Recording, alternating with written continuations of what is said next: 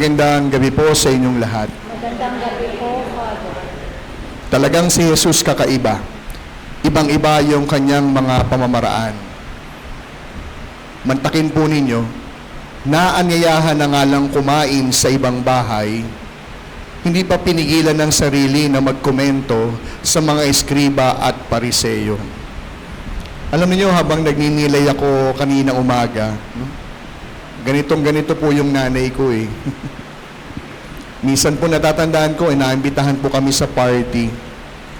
Sabi, habang kumakain kami, sabi nung nanay ko, hindi ako ganito magkare-kare. Sabi ko sa nanay ko, nay, huwag ka na maingay. Inimbitahan lang ho tayo dito. No, pero hindi ganyan yung kare-kare ko. Talagang sasabihin at sasabihin. Ano pwede nating matutuhan? Makikita natin kay Jesus kaya siya kakaiba sapagkat wala siyang pinapalampas na pagkakataon upang magturo at magpaalala. Lahat ng pagkakataon ginagamit ni Jesus upang tayo ay kanyang maturuan. At sa kanyang pagtuturo at pagpapaalala, tayo ay magbabago. Tayo ay may bagong kaalaman. Pangalawa, isa po sa mga kayang gawin ni Jesus ay yung makita yung laman ng puso at kalooban. Kaya kung ating titignan, kung ito yung kanyang kakayahan, hindi siya pwedeng magkamali sa kanyang obserbasyon, sa kanyang nakita. Dahil ang nakikita ng kanyang mata, pinatutunayan ng kanyang nalalaman. Kaya anong sabi ni Jesus? Mga hangal, hindi tugma yung ginagawa ng labas sa kung ano talaga ang laman ng inyong kalooban. Napakagaling ni Jesus. Kaya tayo po, alam niyo, kung ang una, hindi pwedeng magkamali si Jesus, ang pangalawa, hindi tayo pwedeng magkubli. Hindi tayo pwedeng magpakitang tao lamang. Kung ang kapwa, pwedeng madaling lokohin, pwedeng madaling papaniwalain, ibahin po natin si Jesus. Alam ni Jesus ang laman ng ating puso. Nalalaman ni Jesus ang tanging intensyon ng ating kalooban. Kaya nga po nakapagtataka dahil para kay Jesus, kung ang ibig ng mga pariseyo ay maging malinis sa loob at labas, ano po yung kanyang ginawang halimbawa?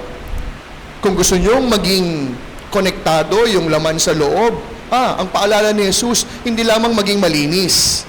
Ang paalala ni Jesus, magbigay.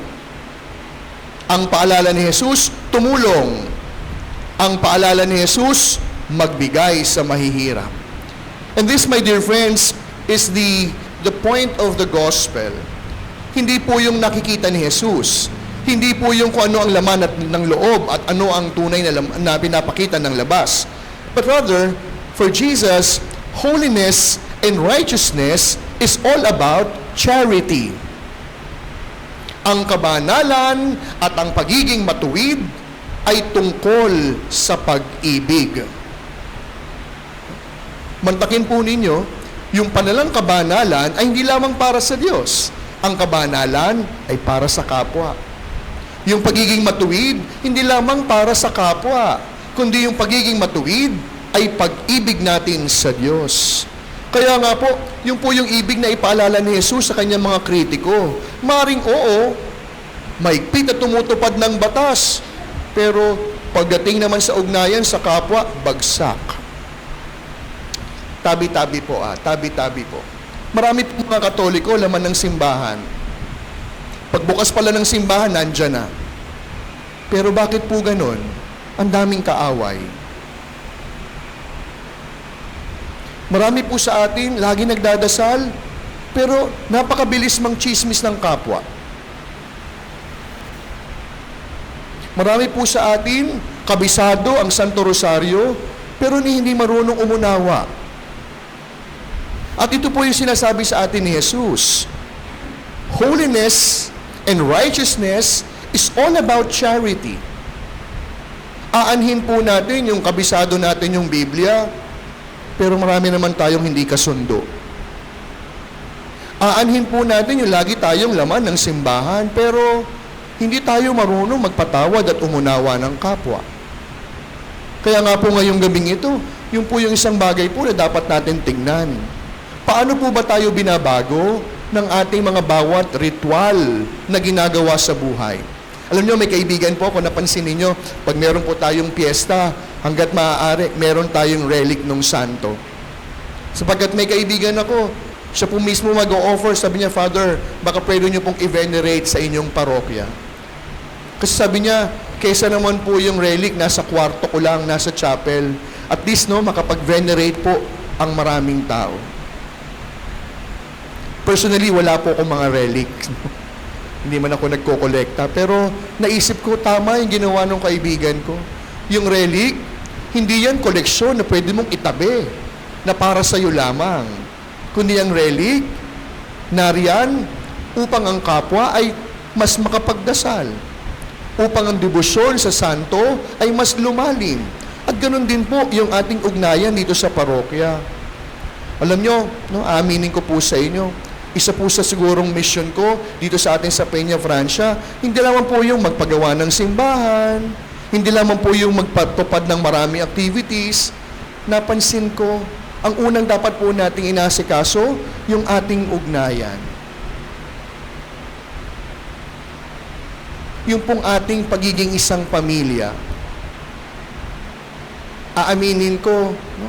Ang dami pong lumalapit sa akin, Father, wala ka pang 1 taon. Ang dami mo na pong napagawa. Matutuwa po ba ako? Kung alam ko naman dito sa ating parokya, marami ang hindi nag-uusap.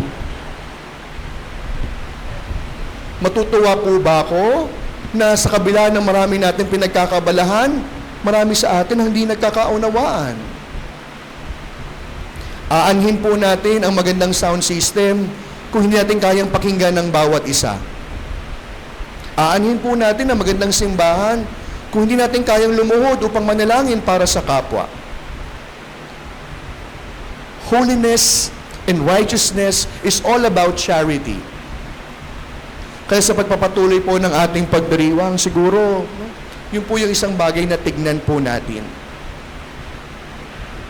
Paano tayo binabago ng ating debosyon? Paano tayo tinuturuan ng ating bawat ritual? Paano tayo tumutugon sa maraming biyayang pinagkakaloob sa atin bilang isang dambana at pamayanan? Nakalulungkot. Baka sabihin din sa atin ni Jesus, mga hangal kayo. Alam ko ang laman ng inyong kalooban. Kaya sa misang ito, yun po yung patuloy nating ipagdasal. Na sa pamamagitan ng ritual, ng debosyon, ng mga biyayang ating natatamasa, turuan tayong mas maging makapagkapwa-tao. Mas turuan po tayo maging mas mapagmahal. Aanhin po natin ang magandang simbahan kung kinapos naman tayo ng pag-ibig. Aanhin po natin ang magandang sound system, ang malakas na electric fan, kung hindi naman kayang magsakripisyo para sa kapwang nangangailangan. Holiness and righteousness is all about charity. Kaya sa misang ito, ipagdasal po natin yung ating parokya. Ipagdasal po natin yung ating bawat organizations. Ipagdasal po natin yung ating bawat ministry.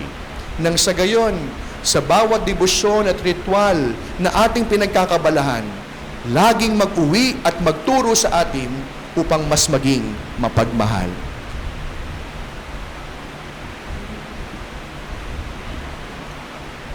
Amen.